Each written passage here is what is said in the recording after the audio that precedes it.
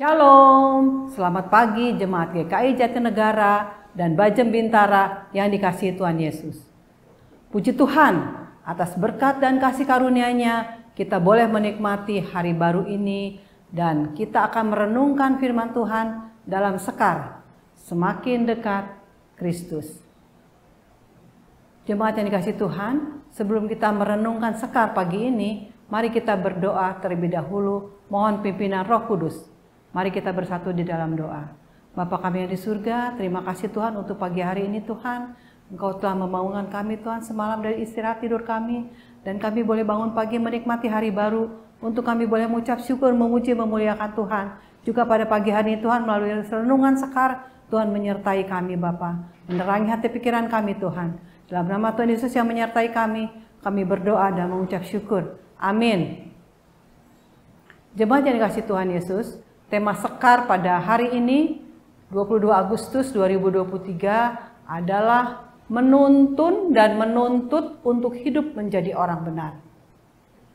Dasar firman Tuhan terambil dari 1 Petrus 3 ayat 8 sampai ayat 12 dan dari Galatia 6 ayat 2. Kita akan membacanya dari ayat yang ke-10. Siapa yang mau mencintai hidup dan mau melihat hari-hari baik, ia harus menjaga lidahnya terhadap yang jahat dan bibirnya terhadap ucapan-ucapan yang menipu.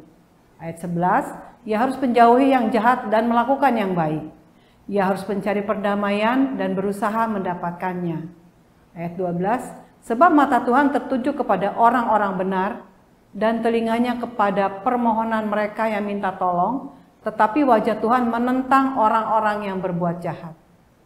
Di dalam Galatia 6 ayat 2, firman Tuhan mengatakan, bertolong-tolonganlah menanggung bebanmu, demikianlah kamu memenuhi hukum Kristus. Bapak, Ibu, Saudara yang kasih Tuhan, arti kata menuntun menurut Kamus Besar Bahasa Indonesia adalah membimbing. Misalnya membimbing dengan menggandeng tangan. Contohnya seorang perawat dengan sabar dia menuntun pasien, terlebih pasien yang baru dioperasi. Dia menuntun bagaimana cara dia bangun dari kasur, kemudian juga berjalan dan sebagainya. Jadi menuntun adalah mendampingi dan mengantar anak ke sebuah tujuan. Jemaat yang dikasihi Tuhan, dalam hal ini Petrus memberikan tuntunan untuk kita, yaitu untuk hidup seturut perintah Tuhan. Yaitu harus seia sekata dalam hidup, dalam keharmonisan, seperasaan, saling mengasihi. Demikian juga tuntunan Tuhan kepada umatnya Israel di dalam Keluaran 13 ayat 17 dan 18. Tuhan menuntun umatnya Israel keluar dari tanah Mesir dengan tuntunan pada siang hari dengan tiang awan, pada malam hari dengan tiang api, dan juga bagaimana Allah membelah laut Teberau. Petrus dalam firman Tuhan meminta untuk setiap kita orang percaya memberi tuntunan dengan kasih kepada sesama dan dalam kehidupan keluarga. Jemaat yang dikasihi Tuhan, pengaplian kasih itu dalam tingkah laku keseharian hidup orang Kristen, yaitu seia sekata. Perkataan seia sekata berarti menjadi satu pikiran, satu pendapat, hidup harmonis atau memiliki roh yang menyatu. Demikian Filipi 1 ayat 27. Seperasaan berarti saling berbagi dengan orang lain dalam suka dan duka dan bersama dengan mereka dalam segala situasi mereka. Oleh karena itu, perintah seperasaan di sini tidak hanya dorongan untuk bersama dengan sesama, tetapi dari itu menuntut sikap kita untuk berefleksi bahwa kita memang satu di dalam Kristus. Mengasihi saudara-saudara, sekalipun kita memang juga harus saling mengasihi, tetapi jelas bahwa kasih kepada saudara-saudara seiman harus lebih ditekankan. Sebagai penyayang, yaitu belas kasihan, adalah hakikat dari Allah dan belas kasihan adalah inti dari Yesus Kristus. Suatu perasaan kasihan yang begitu besar sehingga Allah mengutus anaknya untuk mati bagi manusia. Suatu belas kasihan yang begitu hebat sehingga menyebabkan Kristus tersalib. Sedangkan kerendahan hati merupakan sesuatu yang penting karena kesombongan dan kebanggaan menyebabkan kita merendahkan sesama kita. Di dalam 1 Petrus ayat 5b, Dan kamu semua rendahkanlah dirimu seorang terhadap yang lain. Sebab Allah menentang orang yang congkak, tetapi mengasihani orang yang rendah hati. Kemudian tidak membalas kejahatan dengan kejahatan. Balas dendam kepada sesama yang berbuat jahat bukanlah karakter orang Kristen. Yesus sendiri mengajarkan dan mempraktekkan hal itu ketika dia dianiaya, disiksa, dilecehkan, bahkan disalibkan. Ajaran Yesus dalam Matius 5 ayat 44. Tetapi aku berkata kepadamu, kasihilah musuhmu dan berdoalah bagi mereka yang menganiaya kamu. Jemaat yang dikasihi Tuhan Yesus, Petrus mengajar kita secara umum bahwa kejahatan-kejahatan harus dikalahkan oleh tindakan kebaikan.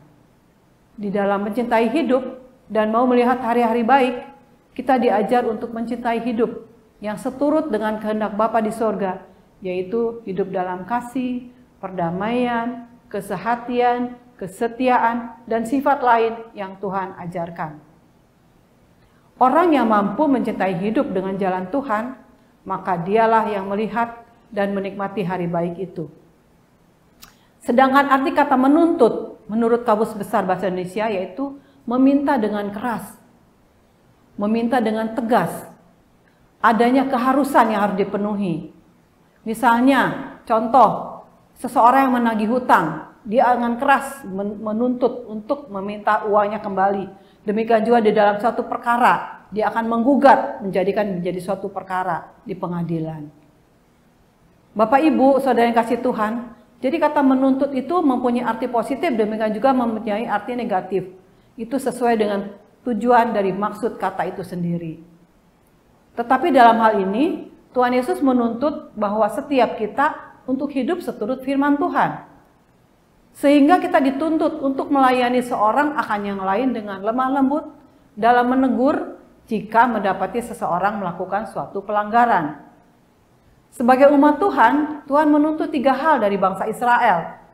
Itu tertulis di dalam Mika ayat 6 ayat 8. Sama juga Tuhan menuntut juga kepada kita, orang-orang yang takut akan Tuhan, yaitu 1, berlaku adil atau hidup adil dengan siapapun.